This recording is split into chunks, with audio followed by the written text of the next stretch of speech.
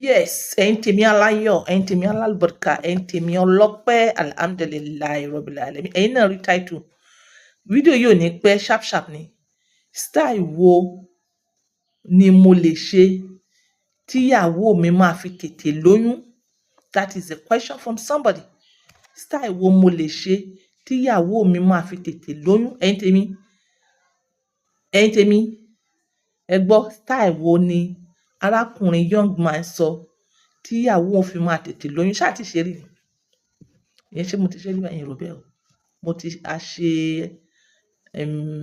weeks, how many times in a week nìyẹn lè ṣe ìbálòpọ̀ normal a ti ṣe yẹn. Ẹ lọ wò ó, ẹ follow, ẹ like, ẹ comment now, like your energy ló máa boost ìrìn àjò yìí. Tí ẹ bá fẹ́ kí n mọ dá sọ̀rọ̀ tí ọ̀rọ̀ tó kàn wá, ẹ bá appreciate irú fídíò báyìí, inú mi ò fi dùn náà ni. Tí ẹ bá appreciate àwa á tún lọ gbé fídíò àwọn tó yẹ ká sọ sí, á tún lọ sọ sí.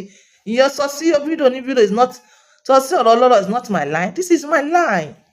This is my line. Ẹ comment, ẹ like, ẹ appreciate. And if you do that, may Allah continue to bless you. Irú style wo la lè ṣe tó máa tètè móyún wá lọ́kọláya tó ṣẹ̀ṣẹ̀ marry? Irú style wo ni mọ́mí àti dádì ẹ̀ teach ẹ? Mọ́mí rẹ̀ àti dádì ẹ̀, irú style wo wọ́n teach ẹ? Wọ́n teach ẹ ní missionary style lálùbáríkà, style abiyamọ, style tó tètè móyún wá, style tó fẹ́ wàhálà, missionary, but ó ní logic. Torí ìwọ tó béèrè question yìí, maybe o ti jù sí kò tíì bọ́ sí, ó máa bọ́ sí. Maybe ẹ ṣe ní time tó yẹ kẹ́ ẹ ṣe, you understand? Ẹ ṣe ní time tó yẹ kẹ́ ẹ ṣe. Mo ní ìgbà tí ìbálòpọ̀ alálàáfíà máa ń wá, òun ni lọ́wọ́ àárọ̀ kùtùkùtù, tára tutù, tí gbogbo nẹ́ẹ̀sì tutù tó tí ì mọ́ gbóná. Tó bá dẹ̀ ṣe tán, tọ́lọ́run bá fún ẹ ṣe tán, o ní àsìkò láti ṣe láàárọ̀ ẹ̀ tí. Yes, gbogbo ẹ̀yin, apart from this person that asked this question, gbogbo ẹ̀yin tẹ́ desire the question báyìí, tí ọmọ bá ti dé, ẹ dákun, ẹ wá appreciate on point. Tí ọmọ bá dé, ẹ wá appreciate on point. Missionary style, missionary yẹn náà ni. Missionary yẹn ó máa wá deeper. Ó máa wọ deeper, má dúró síta, wọ deeper. Already tọ́nà ti fún ẹ lórí ọ̀fẹ́ tó ti wọ gbogbo bẹ̀ yẹn, ó ti open nìyẹn. O need láti wọlé dáadáa, má dúró sójú ọ̀nà. Tó bá dẹ̀ dà, má tètè jáde, wà ní position of resting. Wà wá ẹsẹ̀ wá yọ díẹ̀. Kí ìyàwó rẹ náà má tètè dìde. Ìyàwó ẹ kó má tètè dìde.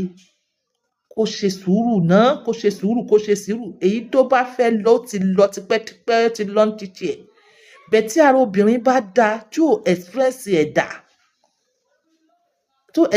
ẹ̀dá, àtọ̀ ọkọ tó ní quality gidi, tí ò wà sluggish, tí morphology ẹ̀ pé, tí gbogbo life ẹ̀ tó wà above 70%, tí dẹ́ẹ̀dì ò pọ̀ ń bẹ̀, àtọ̀ máa ń lo 3 days lára obìnrin.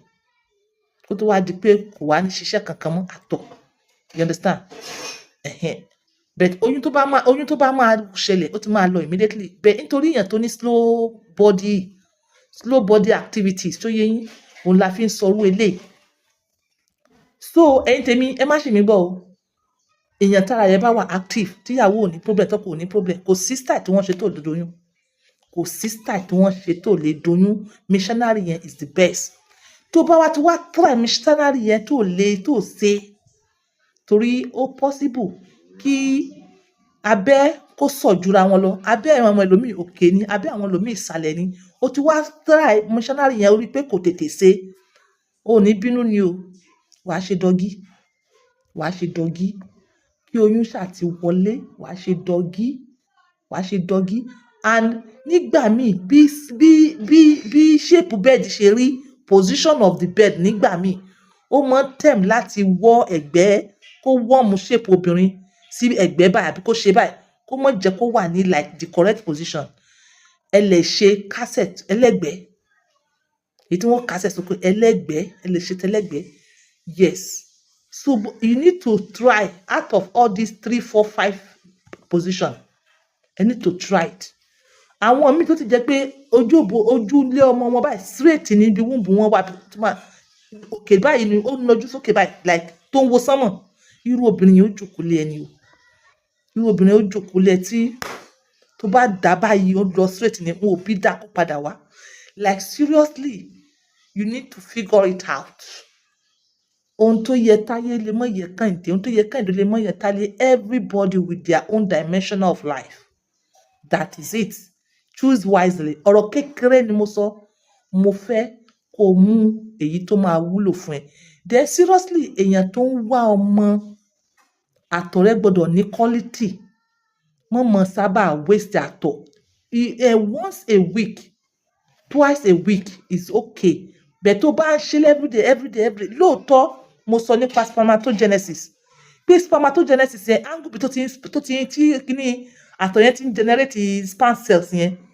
Billions ló ń form bẹ́ẹ̀ yẹn. Billions tó ń form yẹn, òun lẹ́yìn jáde díẹ̀díẹ̀ ní 20 million, 40 million, 30 million, òun lẹ́yìn jáde yẹn. But despite that fact, ṣó yé yín, nítorí quality dáadáa tó bá ṣe ní ẹ̀ẹ̀mejì lọ́sẹ̀ kò sí tó burú jù, ó wà okay fún èèyàn tó ń wọ́ ọmọ. It's okay like that. Kádàrá là o, Ọlọ́run ló mọ gbogbo ẹ̀ tán. Ọlọ́run from experience and people's experience, people's testimonies, ó mú fi deliver ilé. This is on point by 2, using my words for others. Tó bá dẹ̀ fẹ́ nǹkan tó máa tún boost àtọ̀ rẹ, tó máa boost àtọ̀ ẹ, a ti sọ dáadáa níjọ̀wọ́. Mo sọ nípa ẹyin almond milk, mo sọ nípa ọ̀gẹ̀dẹ̀ àti ẹ̀pà, mo sọ nípa egbò ọ̀gbọ́lọ́, mo sọ nípa seed ẹ̀ náà bá ṣe mix ẹ̀ pẹ̀lú honey. So yé yín, yes, update. Wá kíní kan tó ń jẹ́ fish oil tó bá interfere pẹ̀lú medication kankan, fish oil, yes, máa incorporate ẹ̀ sínú diet ẹ̀ fún wọn tó ń fẹ́ àtọ̀ dáadáa. Ó máa tún help ẹ. Fún wọn tó ń fẹ́ àtọ̀ dáadáa, black seed powder àti dates. Black seed powder àti date. Ẹ̀yin kan máa sọ wípé Ajia, kí ló dé tẹ́ ti fi black seed yẹn sínú product yín? Nítorí irú nǹkan báyìí ni mo ní full loss nutrients. Á bá yín dá padà, ó ń ṣiṣẹ́ àtọ̀. Kò wá ṣe black seed lásán o.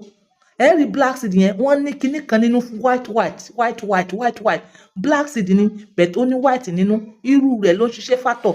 Bó ṣe ní white nínú yẹn, bẹ́ẹ̀ ló ṣe dá fún àtọ̀ quality, àtọ̀ morphology, àtọ̀ motility. Do you understand? Tó bá wá rí date tó sọ di powder, the sky is the limit. Ó máa help ẹ. Apart from pé ó help ẹ lórí àtọ̀, ó tún máa help ẹ lórí ìdákọ́lẹ̀. But for you, that is step on it. Pon by 2. This is on point by 2. Using my words for others. Ire, ẹ like, ẹ comment, ẹ share. Nítorí káwa náà lè bá tẹ̀síwájú. Bye for now.